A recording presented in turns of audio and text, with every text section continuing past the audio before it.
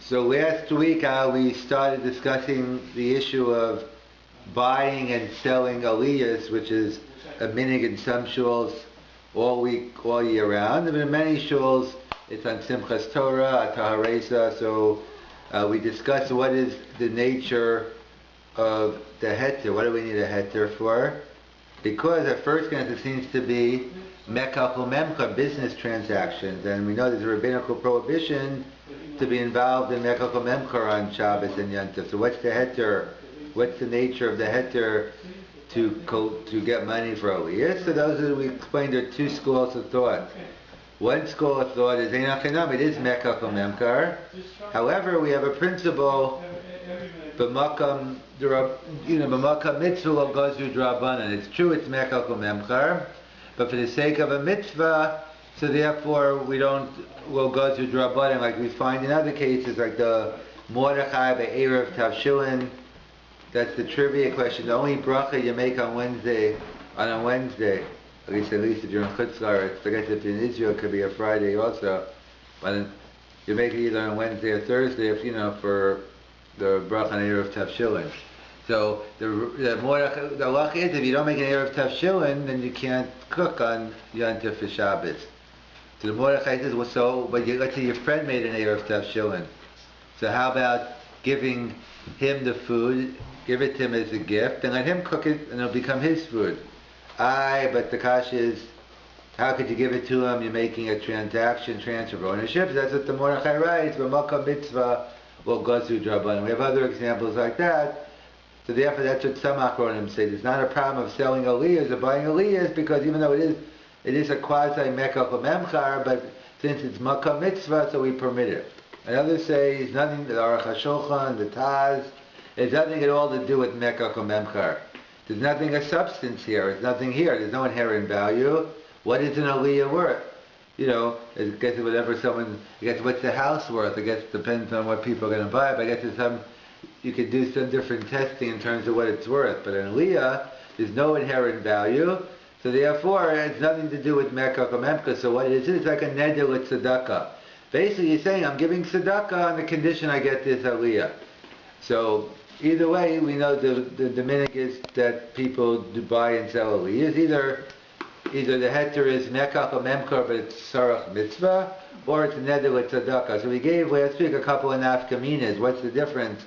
Whether I say it's mekach u'memcha, or whether I say it's neder with tzedakah, either way I could do it.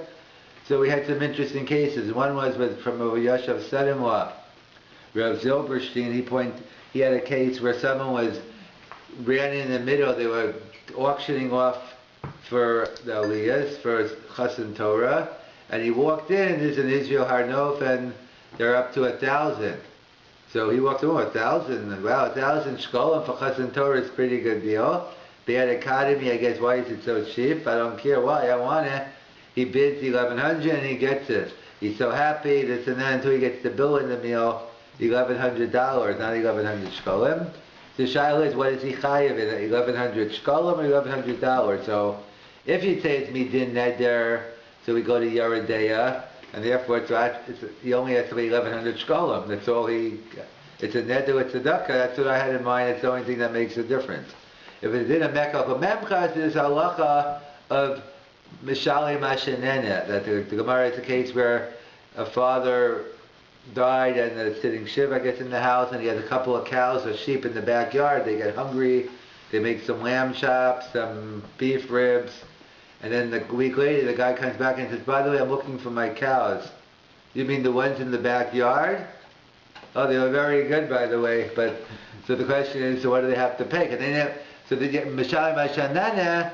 Yeah, you don't have to pay, if they would have been worth to them, they don't have to pay the full value, but they should pay, they have to pay, something more. So therefore, in terms of the Aliyah, so somewhere in between 1,100 shkolim and $1,100, whatever, somewhere in between. So if it didn't net there, all you have to pay is 1,100 shkolim, period. If it didn't in Choshen Mishpat, so we could, so. What about the hefset? The hefset to the shul, because the shul is expecting more money. No, right. So I know, but therefore that.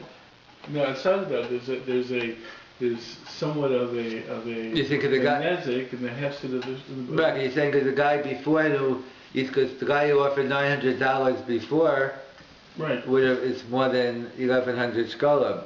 right. Yeah. So Outside of netter, the fact that he caused the hefset. Yeah, so either so that could be 1/4 on it. So in other words, he doesn't because it wasn't it was a mistake. It wasn't that it was intentional. Yeah, so that's what he has to. They have to come up to some reasonable amount. But it's too late now anyway. Like the nezek happened already, meaning the hefsed mammon. I mean, you're just saying like he should have to pay up to the last bid. Is that what you're saying? I would think that aside from mekach memker and the netter, there's another factor which is the nezek moment. How you define that nezek moment? Oh, so you're saying independent of alsta chakir, you go either way. But you're saying anyway, but Lamaisa, because of hefsed mammon, he has to make up the difference he's causing. I guess if you consider it, I guess you consider it something they never have to be a loss of the shul. Like in fact, it's interesting. There was some Acharonim quote an interesting minhag. It's not very popular today. That let's say you're bidding 100, 200, so you have to pay that money whether you get it or not. And if it goes for 500, the one who bid 100 still has to pay his 100. So clearly that's not the minhag today. Right. But I'm saying it so people, people have that. Or Rabbi Kiva Eger, they talk about it in terms of also in terms of when they're discussing how much if you could give if you could take off meiser in terms it's a valid point, but Rav Zilberstein in the Shah he doesn't discuss that issue. It's either because he's assuming it's not something we have to worry about, meaning because it's not a real hefsed where you took money from the shul and you lost $100. Right. But it was never there. Like the $900 was like the child. It doesn't become a bid until the guy Gabbai accepts it. I remember Stem thinking in terms of even it's true. Well, mice are losing money, but it wasn't like it was actually the money promised and they never got it. So I think it's an interesting issue. In the halachas in the nezek moment, how you define that as a nezek and things like that, because it's double shade boil. I mean the fact. No, I'm agreeing. No, I'm saying we'll have to go in. You have to go into all the dinei nezikin and find out. The relevant. But I hear the point. I'm saying it's true. He doesn't discuss it because this isn't dealing with the dinei nezikin, or either that or he doesn't think that. That was an issue. Maybe he doesn't view that as a hefsed. That's fine. I'm just assuming from the absence of the absence of mentioning it, then I assume he's assuming that it's not an issue. No, then why it's not an issue? I'm sure we can come up with different reasons in terms of what the Geder Hadin is, right? But that would be whether it's Mekach or Memkar. Another shiloh we had was if the Gabbai mispriced the bid lower, not higher. In other words, the guy was bidding, he said 400, and the guy Gabbai said, okay, 350, it's yours. So am I have to pay the 350 or 4? So if it's midin neder, who cares what the Gabbai said? I committed to 4, I gotta pay 4. But if it's in a mekach or memkar, it's the meaning of the mind, so I have to give the lower bid. Or another shiloh we discussed was where, let's say, Reuven lent money to Shimon. And then the question was, then Shimon bought him Aliyah, and when he didn't find out until he got called up and said, who got me this Aliyah? And he said, Shimon bought it. He said, I can't take the Aliyah. I just lent the money. It's ribbis. So it's only a ribbis shiloh if it's a din of mekach or memkar.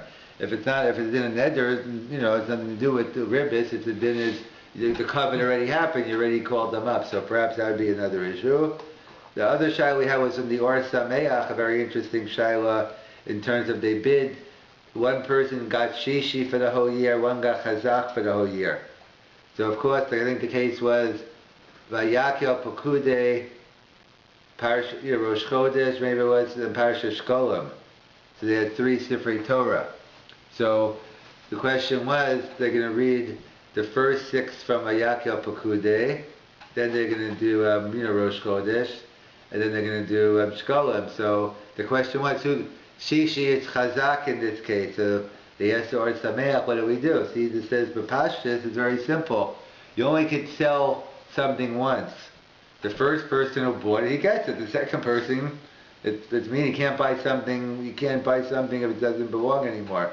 So they said, by the way, they were sold at the same time, because apparently what they did was, last year they renewed. They said, and the people who have Shishi, Chazak, and whatever else there was, were renewing, so it happened to be at the same time. So it's an interesting stipler. The stipler says that, what I would have done in that case, I would have made a Hosafa. So I would have gave Shishi to Shishi, and then I would have finished Chazak with Shishi.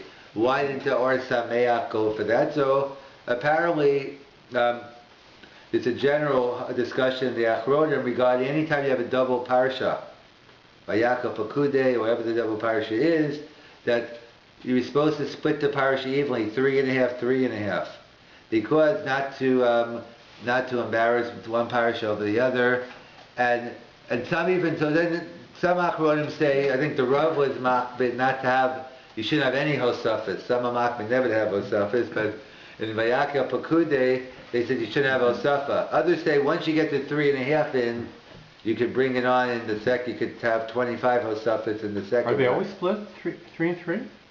Yeah, 3. It has to be 3.5. So it's always going to go over there. So then the question is whether you can have hosafas in the second parsha. Everyone agrees no hosafa in, let's say, Vayakyo.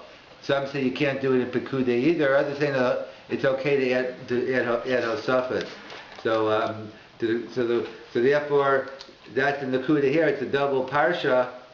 So therefore, whether obviously the Or Sameach and others have been in Shlomo on it, they're very makbid not to have any hosafis when you have a double parsha. So therefore, that's why you didn't suggest it. However, as the Stipler says, but here it's different because you're not having. It's not fair. It's not fair anyway because it's 3.5 and 2.5 because you're only doing 2.5 in the second. So he thought in this case it was different. So either way, that was the shaila of the Or Sameach, and we had one other shaila from the. Or Sameach answered. No, he answered that whoever got it first. Yeah, but I mean that question about was a different question, not his question. Right. Then he has an answer. Either I don't remember it because either I thought it was a tochek or I didn't understand it. One of the two. I just remember the Stipler was more of a simple, pseudo, but the Or Sameach, they came back to him and he did give some answer. He said something about, if I recall, about at least in this case, maybe you can make one of them happy. So I forgot I think he said I forgot his alumnus, but I think he said you give Shishi Chamishi and you give Chazak Chazak. And he went into how it's better in a case of better to get better to have 50%, at least half the people get what they have than none. I said I don't remember his alumnus, but that's what I think his conclusion was, that you give Shishi Chamishi and you give Chazak, that's what I think he said. But I didn't really understand what he said, so when I started to, that's why I don't remember, because I didn't really understand what he said. I have to go back and look at it again. I just saw it in passing. So either way, the Taz child was, what about Maisa money? Can I buy Aliyas with Maisa money? So that the Taz writes yes, because he's working with the Neder child. He says, what in Meiser? You're not buying anything. It's a Neder, it's a Tzedakah. Like everyone agrees, if you go into the shul and buy a menorah, you buy a challah plate, well, I can't use Maisa money because I'm buying it from the shul. You go to the gift shop or you go into the kitchen and buy cake. Like it's not Maisa money. You're buying food for yourself. So that's mamashas. You can't use Maisa money for it. But in here, the Taz writes like the Aruch HaShulchan, there is no mamashas here. And Rabbi Kiva Eger quotes from the Shlach HaKodesh that he says no, he's against using Maisa money, maybe only taking some of his Maiser. Well, Maisa, the minhag seems to be like the Taz, that it makes it more successful if you're going to use Maisa money. You'll have less people bidding. If I think most people just assume they could use that. that they could use. So I guess if you're an enokel of the shla, you don't use ma'isa money. But the Taz and the straight halacha is you use ma'isa money. So that was some of the issues in buying and selling aliyas. So then so this some other general questions. So we started discussing as well. The Gemara tells us in Baba Kama, the Rambam tells us in Hilchas Tefillah about the Indian of Ezra and Moshe instituted Kriyas HaTorah, and it started off with Moshe Rabbeinu, and then Ezra added to it, made it more, whether Moshe just had one Aliyah and Ezra added more Aliyas, or it was just he had one, or he had three Aliyahs, but only one pasuk per Aliyah, so he added more psukim. Either way, he made it more of a chaticha. And Mincha Shabbos he added because for the Yoshvei Kronos, they shouldn't be playing the games in the afternoons, get them back into shul and learning. So therefore he instituted Mincha and Shabbos. So the Gemara over there says it's based on the Gemara in Baba Kama at the end of Maruba, that Shloshim Yom, that they talk about the Jews in the Nidbar 3 days without water, and Dershi Rishumos Amru, Ein Mayim El Torah. So basically the Gemara learns out over there that the halacha institution of Kriyas HaTorah, you shouldn't go 3 days without Torah. In fact, some take it so far, I think that Teres Akanim, one of the Achronim on the Shulchan Aruch, says, therefore, what happens, actually it's pretty halacha l'maisa, because the people, I think there was a big storm in the New York area, Jersey, Muncie. It wasn't even so much the snow, it was that the trees fell on the wires, and in fact, there's people, as of yesterday, like my sister and brother in Teaneck, one just like a day or two got back, one was still there. I spoke to someone in Muncie, he said the shuls are closed down, there's nothing you just have like candles in your, so they don't go to shul. So actually, so what happened, let's say hypothetically, it happened on Monday, they closed down, and Tuesday everyone came to shul. So should you read Kriyas HaTorah Tuesday morning? So this Ateres Chaim says, the Gemara says 3 days without Torah. Sunday, Monday, Tuesday, you should read the Kriyas HaTorah Tuesday morning. That's a minority view. We don't accept it. We don't assume it's actually a takana of 3 days.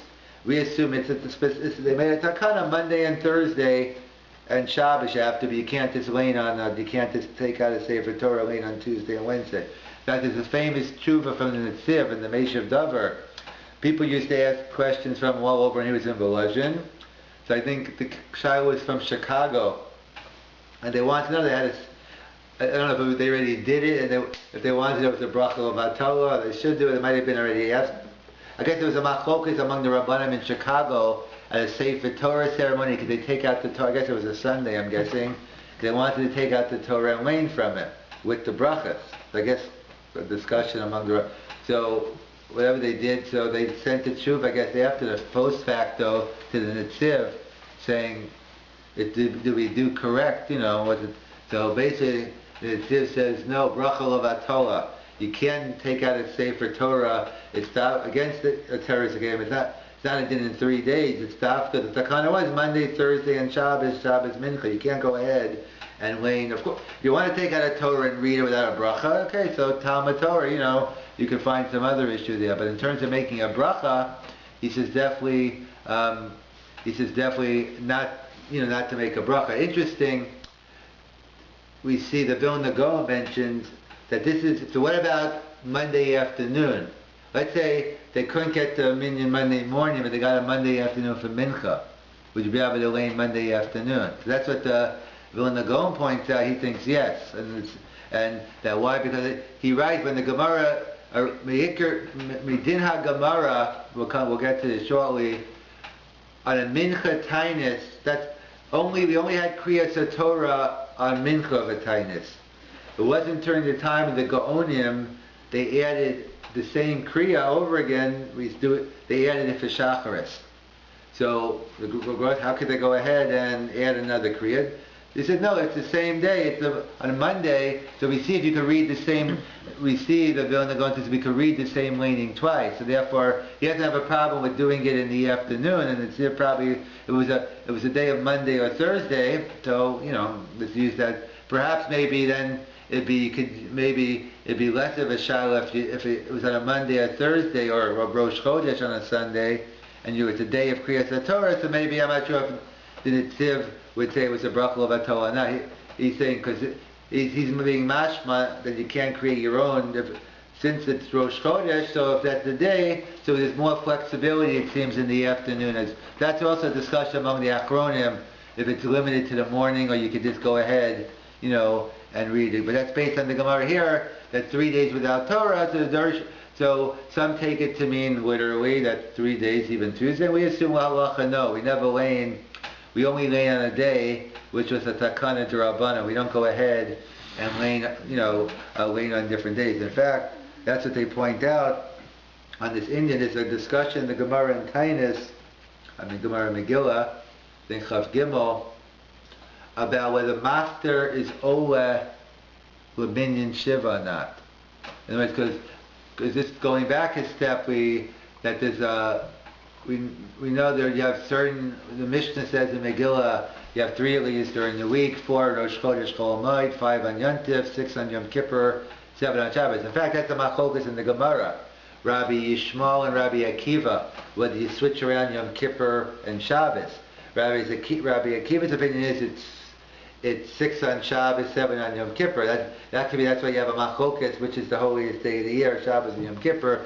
Even though usually we do pass like Rabbi Akiva, not in this case we go with Rabbi Yishmael and we do 6 and 7. So that's what the Rashi gets into the whole issue of Bitul Malacha. You have Osafis.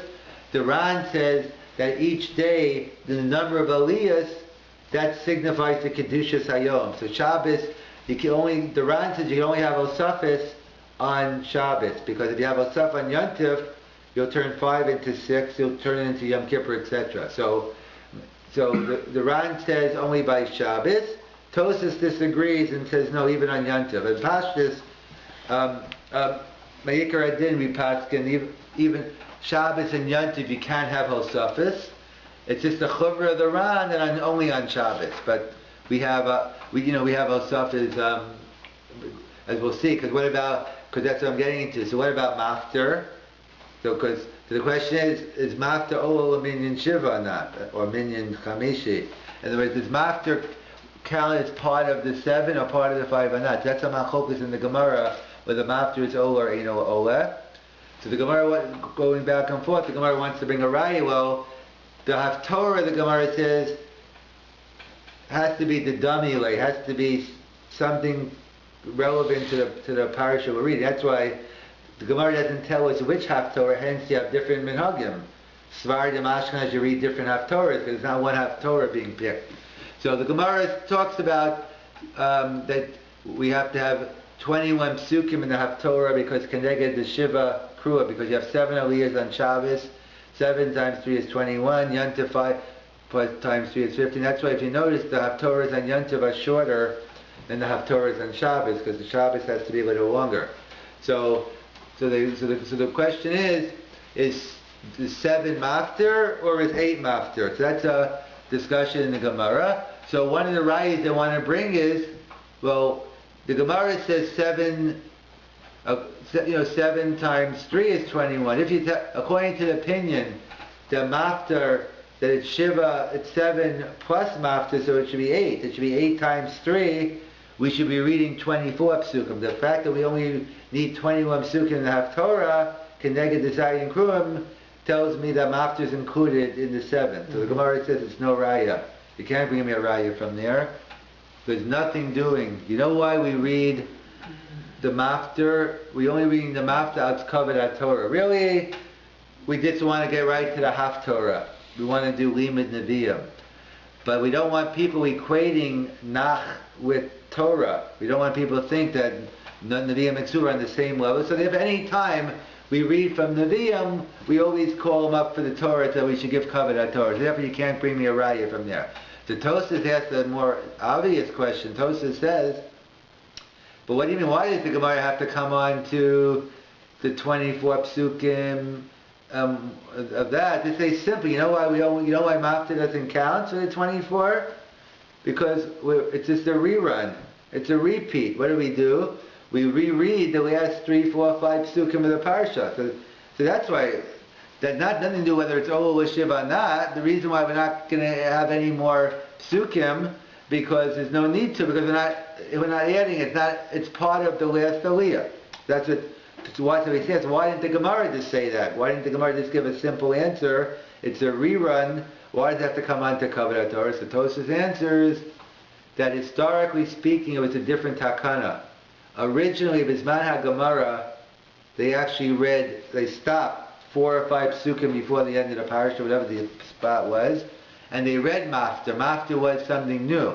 And that's the Gemara's kasha, so why not count Maftir as number 8? So that's why the Gemara has to come on to Kavod Torah. But Tosfos points out, the way we have it today, it's a different takana. In fact, that's why Tosfos points out, not only that, but we do a Chatzi Kaddish in between Parashat Shavua and Maftir, to show that it's Eino Ola. We'll make a clear distinction between that. But the old meaning was when they used to read from the actual parasha, not a rerun, they did the Kaddish afterwards. So therefore, so the Gemara points out that I'll cover that Torah, we don't. But the point being, so it's a Shiloh, the Maftir is Ola Minyan Shiva. So what do we do? So we seem to have a split lahalacha. We have a little problem, an apparent problem. Because when it comes to Shabbos and Yontif, what do? We read the Aliyas, and then we read Maftir afterwards, implying Maftir is Eino Ola, because we do the 7, and then we do the Chatzi Kaddish, and then we do the Maftir. That's what seems to follow Shabbos and Yontif. Yet when it comes to Mincha and Tainis, the Maftir gets Shlishi. We don't do 3 Aliyas, then we call it Maftir. So which one is it? How do we paskin? It's Maftir Ola Leminyan or not? That's a Machlokas Rishonim. So Tosfos over there wants to say that no, really, Maftir is Ola. Maftir really, we see from Tainus, that's the Iker. That Maftir does really count as part of the Shiva crew and part of the Shlishi. So why on Shabbos do we go ahead and put it? Because he said anyway, even if you want to be Machmir for the Ran, at least on Shabbos, you're allowed to have Osafis on Shabbos. So therefore, there's no problem. In other words, on Tainus, it's not a day of Bitul Malacha, you can't have a Hosafa. So therefore you're stuck. You have to do the Maftir. But then I was saying Maftir is an Ola, there's a halacha on Shabbos, I'm allowed to make a Hosafa, so therefore I'm just doing Hosafa, not the Maftir per se doesn't count. So some Rishonim say, but ultimately the Maftir on the Tainus is the key, it is Ola Minyan, and it's just that we have Osafas on Shabbos, it's okay. Others say, no. Tosfos quotes Rabbeinu Meshulam that says no. That the Iker is not the one in Tainus. Really, it's not Ola Minyan, like we see on Shabbos and Yom Tov. How does he deal with Tainus then? So he doesn't answer it, but Rav Selevan gave a shot. He says as follows. He says, there's a Gemara in Megillah that talks about, do you actually read the Torah on a Tainus? So or how many Aliyas do you read? So the Gemara talks about if it falls on a Monday and a Thursday, then you could have 3 Aliyas. See, we pass and we do 3 Aliyas any day. But there's a sheet in the Gemara that says if it's not a Monday or Thursday, we only do 1 Aliyah. So the Rav says, what's the pshat in that shita? We don't pass him like it, but that's, what we still have to understand it. What's the base on why 1 Aliyah? We always have 3 Aliyahs. So the Rav says, no, but what's the pshat? Like we said before, that what's the only really the key of Mincha Tainus, and that was the original Kriyas HaTorah, we didn't even have it in the morning, it's been in the Gemara. The Iker is Limud HaNeviim, that the Nevi'im are giving us rebuke and muster, and that's, they say Mincha time when you're feeling the fast more. The main thing is, we just want to read the Haftorah and hear that rebuke from all our great prophets. However, the only reason we're reading, we don't need any Aliyah. I'll cover that Torah, like we just said over there by Maftir. Anytime we do a Haftorah, we want to read from the Torah to give a cover that Torah.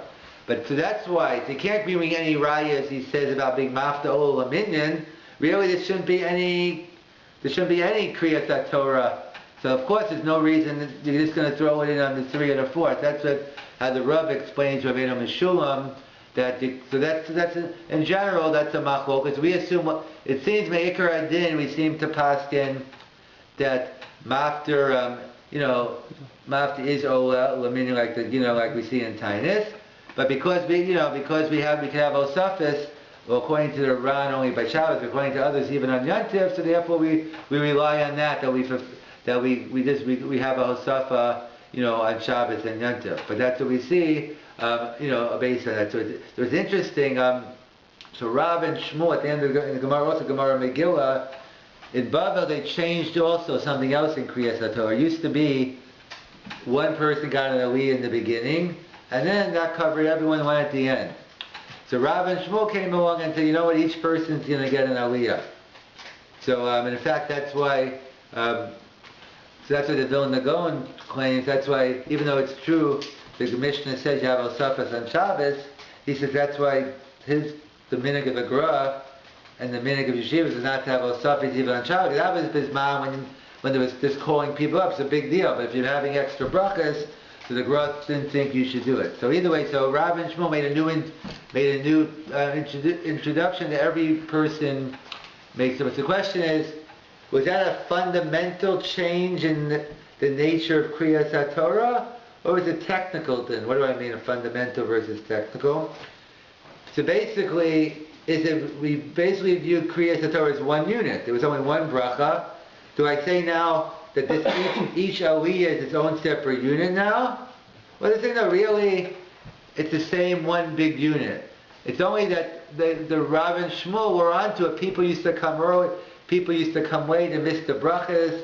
Like some Rishonim say, that's why, that some Achronim write that it wasn't carved in stone. If you got Revi and you missed the Kohen, then you would get an. In other words, it's a discussion among the Achronim. What happens if you miss that? But the fundamental issue is, did they leave it at the same Yisod as one single unit? Except there was a pragmatic issue. They want people came late. They wanted to get people like making bread. Whatever their issues were, it was a technical issue within, but not changing the fundamental. Well, no, do I change? It was a fundamental shift. My nafkamina is that Yerushalmi that says that if you begin a unit with a minion, and then the minion walks out in the middle, assuming you still have 6 left, you can finish it. So if you assume it's one big unit, then you'd be able, if you started Kriyas HaTorah with 10 people, so you'd be able to finish it.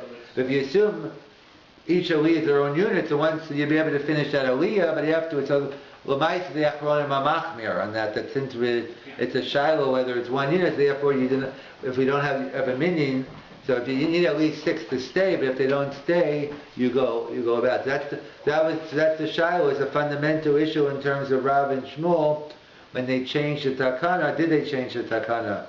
Did they change it? And that's because that's what I was pointing out at the end of Gemara Megillah, where it talks about Eimav Sikim Akolish. You don't interrupt the Tochacha. So Reish Lakish says because we don't want to add brachas on prunios. So some Achronim ask, what are you talking about? That's Bizman HaMishnah. But we didn't. If it's talking about Bizman HaMishnah, so there was no brachas. What do you mean? It's just one, the person who got the Aliyah in the beginning and end. So what do you mean? Reish Lakish was worried. So that's where they discuss the issue. Some Achronim say that if you miss the beginning you have to, but others say it's a totally, even if you want to assume it's one unit, but over here is a Takanas Ezra, it was a totally separate Takanas Ezra, that before Rosh Hashanah, you have to read the Tocha. That's why it used to be in the Yerushalmi it's a 3-year cycle. See, other non-Orthodox synagogues, either they're creating their own minhag or they don't misunderstood what the old minhag was.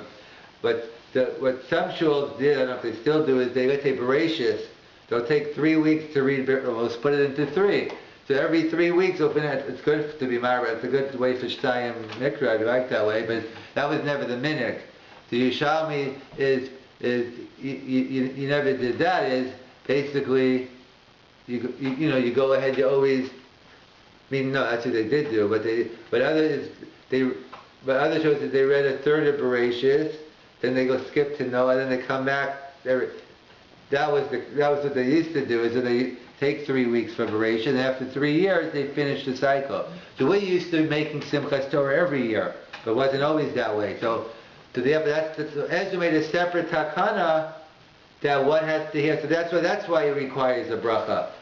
Because that's a separate, like Parshas Amalek, the 4 parashot. But it depends on this issue here, whether when they changed the institution of brachas, was that a fundamental change? It was just more of a pragmatic change. And that's what we see. Many halachas we see, and the halacha specifically of reading the Mafter, that's Kavanah Torah. And we see, interesting, the many halachas by Sefer Torah, they really are in the Ikar Adin, they're very difficult. Pi halacha, I'll just give one, but give more examples another time.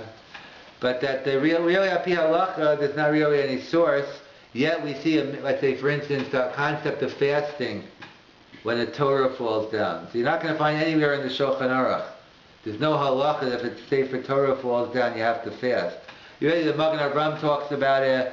Then in the Achronim, you have let's say Rav Moshe saying the one who saw the Sefer Torah or dropped it, he has to fast. And then you have the Divrei Chaim, the Sons of Rav, that anyone, the whole community has to fast. That basically it's a simon. But the point being is that we see the minute of people, whether you go like Rav Moshe Divrei Chaim, but even though it's out Kavanah Torah that the Sefer Torah fell down, you go ahead and you're going to fast anyway. But in terms of, or let's say the concept, and you go to a base avel. But again, there's no halacha. People think there's a strong minig about having to reading 3 times in the Torah, but really there's no source for that. In fact, someone told me Rav Tam, from not the one here, his father, the one from Torah B'das, after he went to a base avel, he says halacha, you have to have it has to be in a makam kavu. In other words, you can't leave it on your table and then say it's time to eat, move it away and bring it back. If you have an aron kol, it doesn't do it 6 times or 2 times. You have to have it in a place where it's kavua. In fact, after they read it in Rabbi Felder, in the Sefer, right, that he's strict with that minhag. He doesn't like to bring it into Beis Avel. He's strict about. So you mean so what is the Beis Avel Dom Lane? You mean? I don't know. I wouldn't know I don't know. Like I don't know, but you may make sure to have it 3 times. No, right. Oh, no. So this. Okay. So there are those who do like a Shabbos afternoon. They'll go back. Yeah. No. I'm saying yes. Or Rav Pam felt that. Let's say you can't do Shabbos afternoon for whatever reason. The question is, could you do it during the week? So I'm saying, right. So you're saying here the minhag is that it's only minhag. Don't worry about it. I'm saying Ma'aseh Shahaya, Rav Pam did it. I'm saying, he said that's okay. Most people, Most people don't even know it's a shiloh. I'm saying, but he said no problem. After you read it, go take it back. There's no halacha. And some have a minhag, covered Sefer Torah, like to go ahead and and maybe find a mincha Shabbos. As reminds me of a Ma'aseh. It's another Ma'aseh Rav Pam about Halloween. I'll tell you that in a second. But just to get back to this point, that I think it was Reb Zevin, he was very upset, that about some different minhagi Yerushalayim. Really, they only applied to the old city of Yerushalayim. But all the people in the new city of Yerushalayim, they used to always claim the minhag Yerushalayim. Mm-hmm. And Reb Zevin spoke to Reb Tukachinsky, he used to make up the calendar. He begged them, don't put it, but he never listened to him. So I think Reb Zevin writes something. May Oave Yerushalayim. What could I do? These people love Yerushalayim so much. No matter what I tell them, they're gonna be. They think they're in Yerushalayim. I could bang my head against the wall. So may Avas HaTorah, Klal Yisrael loves Sifrei Torah, covered HaTorah. So whatever you tell them, but strictly speaking, those aren't. That's why you find many interesting minhagim by Sifrei Torah that are Meikar Adin. But in terms of that, like we'll get into it, the Rambam about using a puzzle Sefer Torah, it doesn't make any sense. But yet nevertheless, at least bid the effort not to go back. So you find many things by Sifrei Torah. Again, it's how it's all part of the din of Kavod Torah, but it's not necessarily Ikar Hadin. So you have to know in terms of. So this to conclude, someone was telling me about. I'm sure you don't. I'm sure you didn't know about it, but this week, what was it? I don't know. Yes, a couple of days ago it was Halloween apparently. So the different discussions about could you participate in Halloween, in terms of that. But let's assume you can't even. What about giving candies to the kids? So what about, because the shiloh is, well, Sechani and giving them for free. So of course we know it's not for free. At least in New York it's not. Try not giving them candy. You'll get egged or they'll break your window. So it's a bit. So it's funny. So they say Rav Pam, I think it was in his biography. Someone was telling me that in general, when he used to speak to someone, he never picked up the phone. Like, that I'm talking, someone's over, and even they say even when it wasn't so makbid to pick up the phone, But they say it was funny when it was Halloween. He lived in Brooklyn, so when the little kids used to come and knock on his door, when people they ask a shiloh like from it, he didn't want to pick up the phone. But when you had the little kids, he said, "Oh hi, how you doing? Enjoy." He had some candy. He was very makbid on giving the kids Halloween candy. Apparently he didn't want to be egged either. I guess. No, I guess he obviously felt it wasn't a problem. But that's the mitzvah with Rapam as well. That he only used to say, he said, take it back after you don't. There's no halakha of 3 times. Put it in a makam kavua. That's what you need. I don't care if you use it once or 6 times. It's not the number. It has to be. That's the halacha. And so you said it is true. Many do have the minhag. Then if you want to, they'll make a minyan for Mincha Shabbos, right?